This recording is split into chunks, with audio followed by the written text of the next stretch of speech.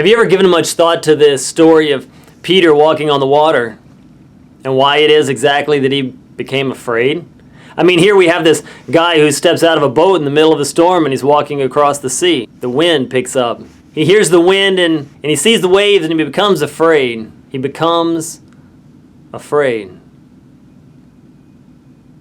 And at that point, reality sinks in. He thinks to himself, I can't do this. And he cries out to Jesus, Lord, save me. And Jesus rebukes his faith. Why? Maybe Peter lost sight of what exactly was going on, that Peter was walking in faith and it was not himself but the Lord that sustained him.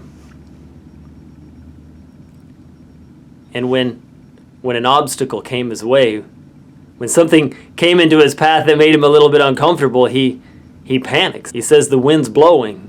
Lord, save me.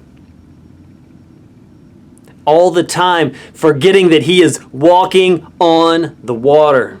Church, we do the same thing. We do the same thing. We are called in faith to step out and to live our lives for Christ. To live our lives submitted into his hand, not in our own power, but in his power. And when things come our way that we don't know how to handle, we panic and we cry, Lord, save me. And we forget that we have been saved. We cry out, Lord, come to me, and we forget that he's right there. And he has been all along. In short, church, remember this.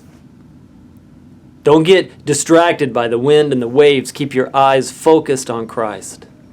Don't let anything take you away from the walk of faith that he has called you to. Go in peace.